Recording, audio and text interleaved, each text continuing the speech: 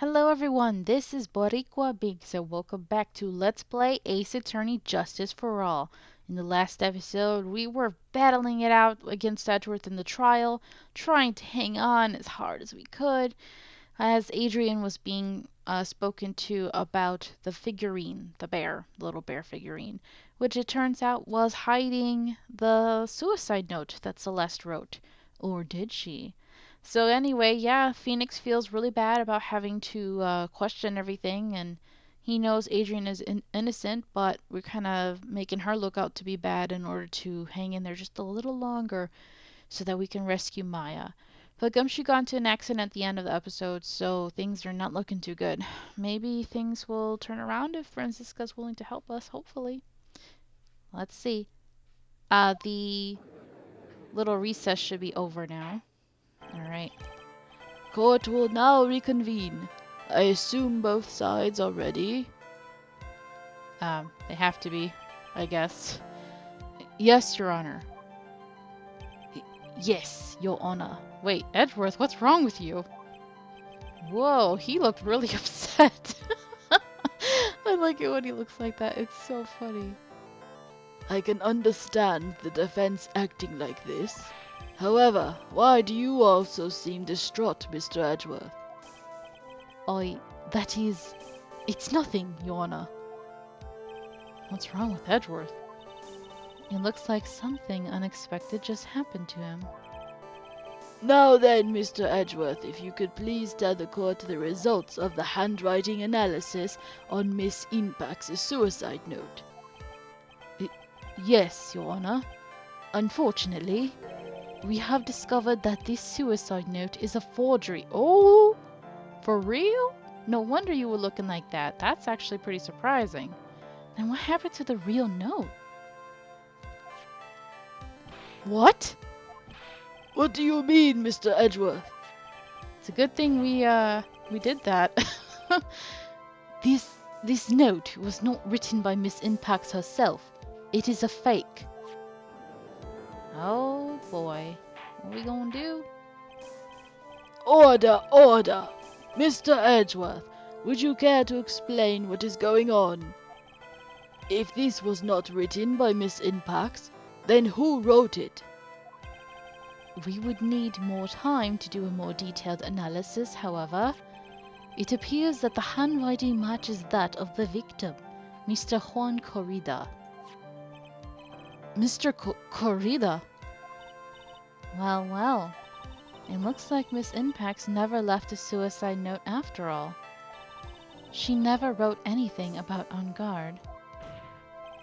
All of this for nothing! Oh my god, Juan and Matt are awful!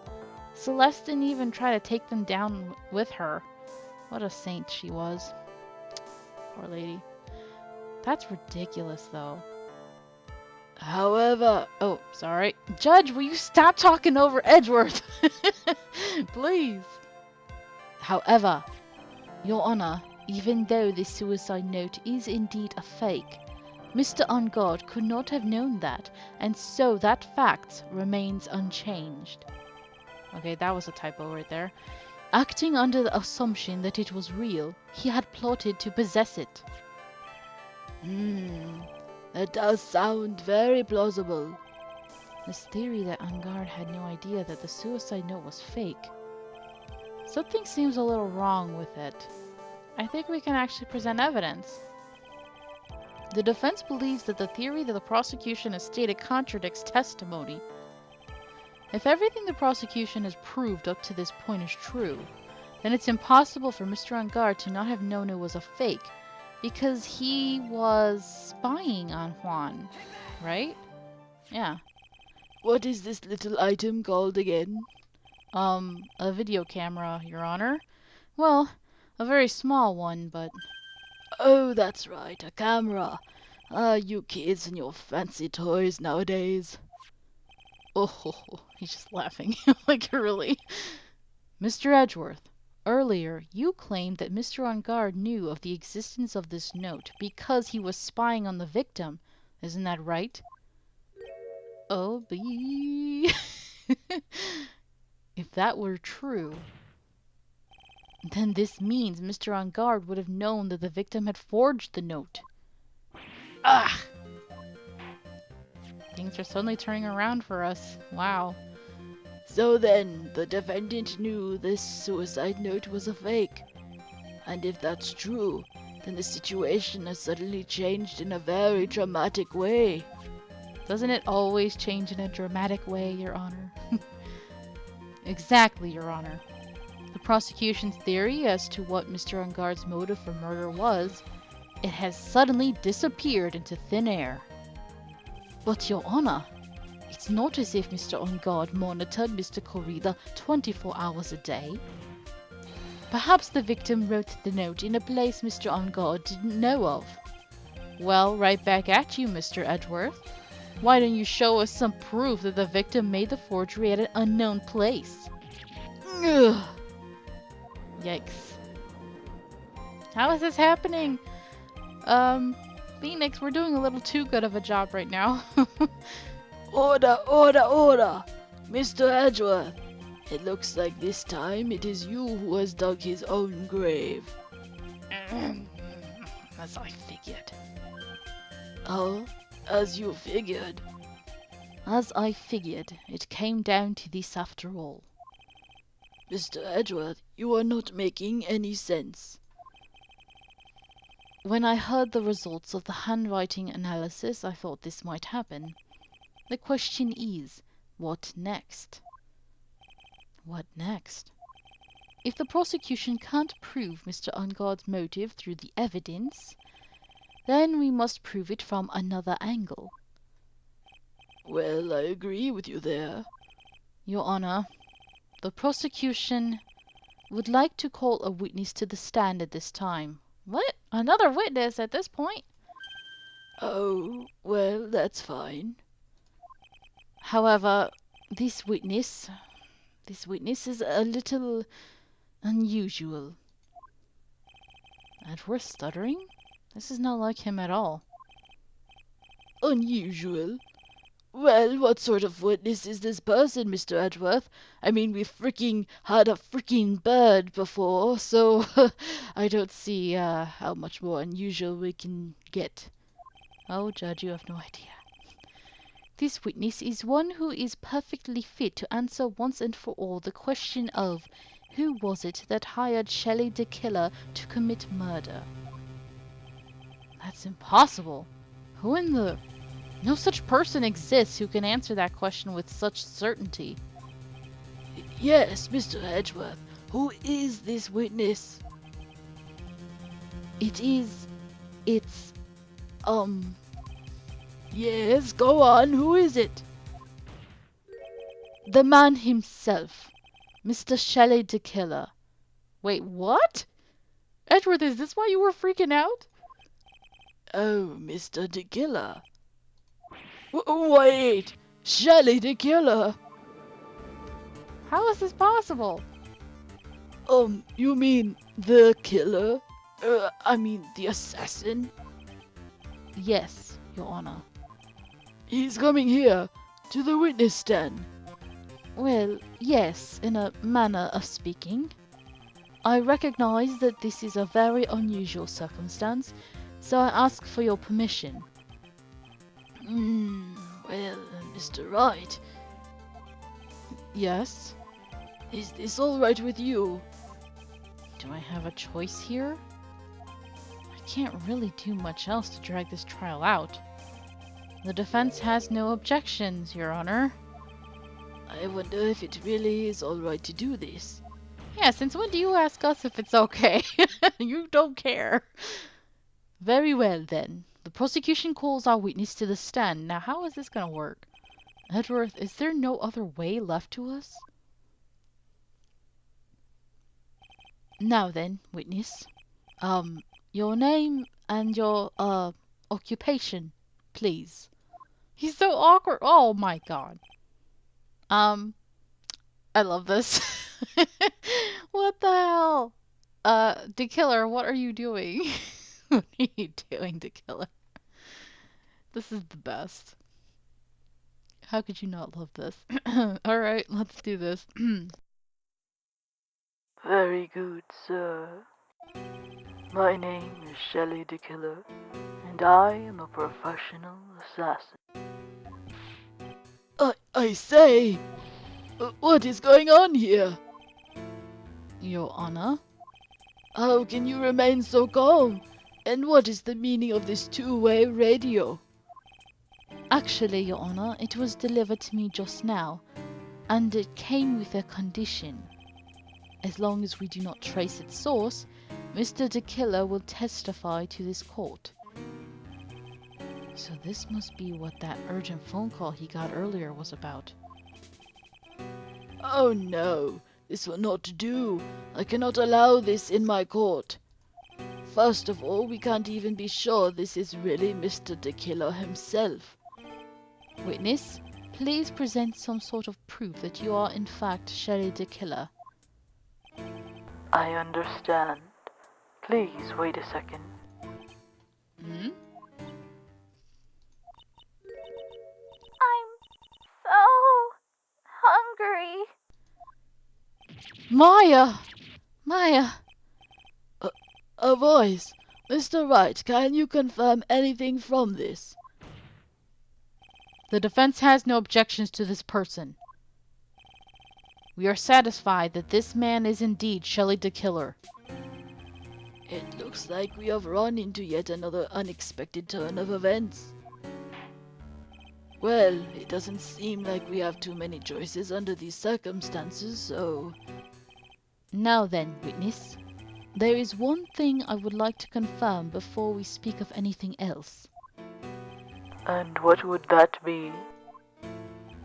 At the request of a client, you killed Mr. Juan Corrida. Is that correct? It is as you say. I did indeed kill Mr. Corrida. Now that we have answered that, let's move on to the name of your client. Very well. This is all just a bad dream. Yes, that's it, a bad dream. Poor Judge. Shelley the Killer. What is he going to say? Alright, this should be interesting. There is something I must first state. To an assassin, nothing is more important than the trust between a client and himself. And that is the reason I am here today on this witness stand. It is my wish that you grasp this concept before I give the name of my client. Huh. Okay, that's pretty interesting, I suppose. Mr. the Killer seems to be a very clever man. I'd almost say he seems to be mocking us. Of course he is. While he may appear to be our enemy, Your Honor, Mr. the Killer is only stating the truth. He is no hypocrite. He has always stood by this one belief. You mean about this trust between his clients and himself thing? It seems to be a level of trust beyond what people like me can comprehend. Oh, excuse me. Well, Mr. Wright, are you ready to cross-examine the witness? Yes, Your Honor. There's no way to know what's coming next, so stay cool and collected, Phoenix. Oh, man. Well, he said one thing that's very interesting and kind of contradictory. To an assassin, nothing is more important than the trust between a client and himself. But then why are you here testifying? The trust between you and your client? I provide my services in a fast and efficient manner. In exchange, I trust that my clients are discreet about me and my identity. If too many people knew my face, it would be quite troublesome. And that is why you're testifying in this manner. Excuse me. This is the first time one of my clients has ever been accused of murder. I must preserve the Dakila name so my clients can trust me. But couldn't someone stab you in the back and break your trust? It has never happened before, but if it ever did, Yes? that person wouldn't be my client for very long. They would certainly... That's enough. Please, no more. We get the picture. Very well, it was only a hypothetical anyway. Okay, and that is the reason I'm here. Okay, explain. That seems a little strange to me. I mean, you're about to tell us the name of your client. I would think that this would be very bad for them. It doesn't matter to me. This client has already broken the rules and acted outside of their prescribed role. Their role. This person tried to implicate another of the crime in order to save themselves. And this is a trespass that cannot be forgiven. You. Who gave you the right to be so high and mighty? To the gentleman who spoke just now, excuse me, but would you care to die? No, I didn't say anything. Judge, don't be sassy right now, okay? Shush. The judge had better watch himself. Okay. I'm trying to get the name of the client. Okay, there's nothing to present, but I think this is one of those times you have to press again. On this one. You have to explain more.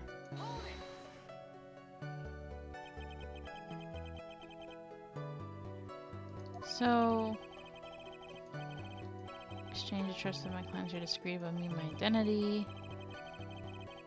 To carry. Wait, is this different? These are the roles and duties an assassin and his client are to carry out. I'm sorry, but I was wondering about something you just said. You said that your client had already broken the rules. A person who frames another is the worst kind of human. And that's why you feel you can betray this person? I have no trust relation with a client who can't understand their assigned role. Just my luck. An assassin with a conscience.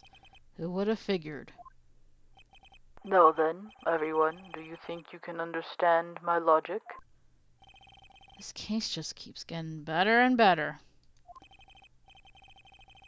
If you can't, then I'm afraid we can't proceed. Everyone understands your point, I think. Really. In that case, Please tell us. I believe I am prepared to disclose the information you seek. You have made it crystal clear that you value trust over all else. I believe we are ready. Excellent.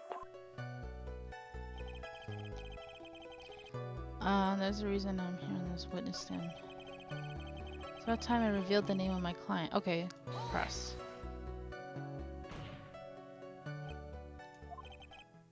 What is it?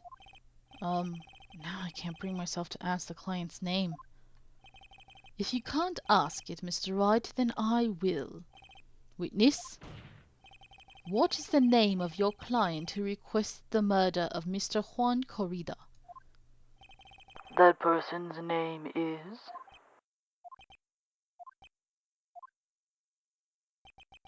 Adrian Andrews. Wait, what? What? Everybody's just... What? Witness! That's not who you told me it was earlier. Good lord to you, bro. Pray tell, what are you talking about, Mr. Prosecutor? I should think I know my own client, and it is Adrian Andrews. What? Oh boy. This can't be. On the phone earlier. What's going on here? My guess is that Mr. the Killer just stabbed Mr. Edgeworth in the back.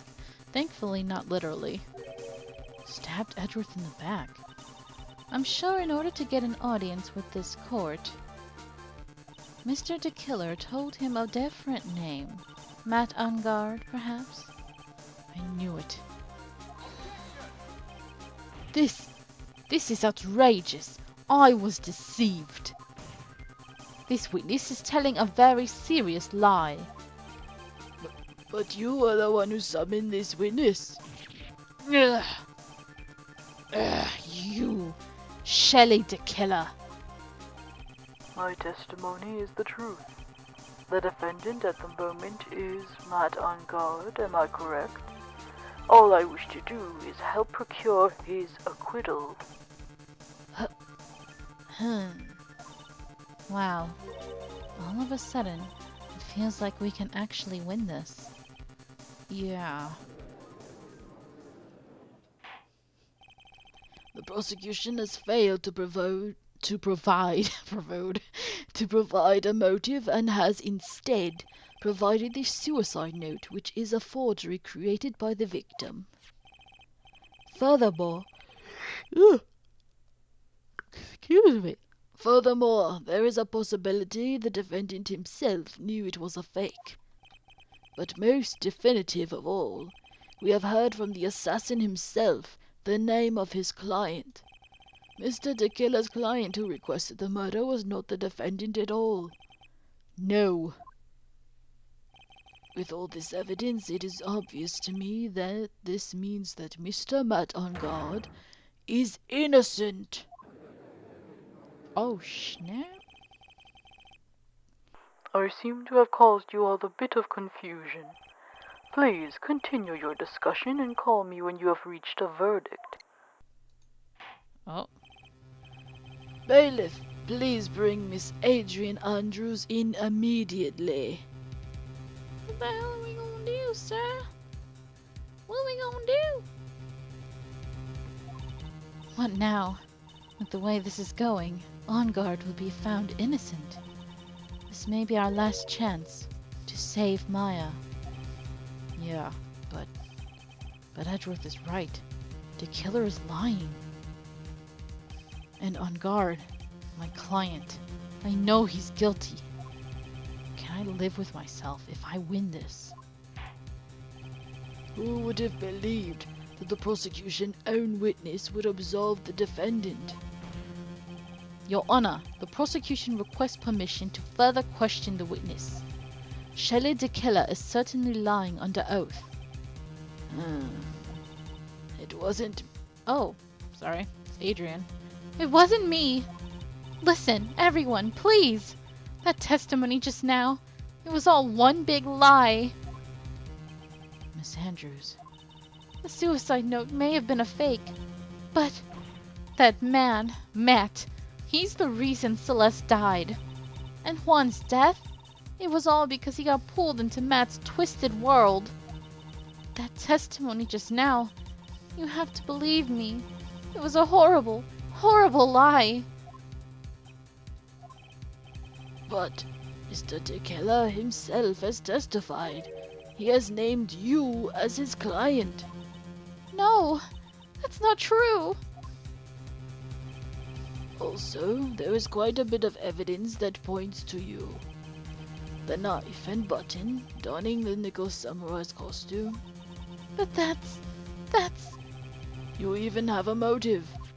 We know that Miss Celestine Pax was a large part of your life. You wanted to follow her, and you wanted revenge against the two who hurt her. I would say you have plenty of reasons to want them both dead. No. Mr. Wright. Ugh. You know the truth. Tell them. Tell them the real story. Who the real killer is. Tell them. Please. Help me. Ah, crap. Yes, I know the truth. Mr. Wright, Yes, Your Honor. I believe we have reached the end of this trial. Therefore, I ask the defense for any final words or opinions. Crap. No. I have to decide. Do I take the not guilty verdict and save Maya? Or do I throw this chance away and wait for Gumshoe's new evidence? What am I supposed to do? Oh, I don't know. We will see in the next episode. Thank you guys so much for watching. I hope you're enjoying this as much as I am. And until next time, have a nice day. Bye.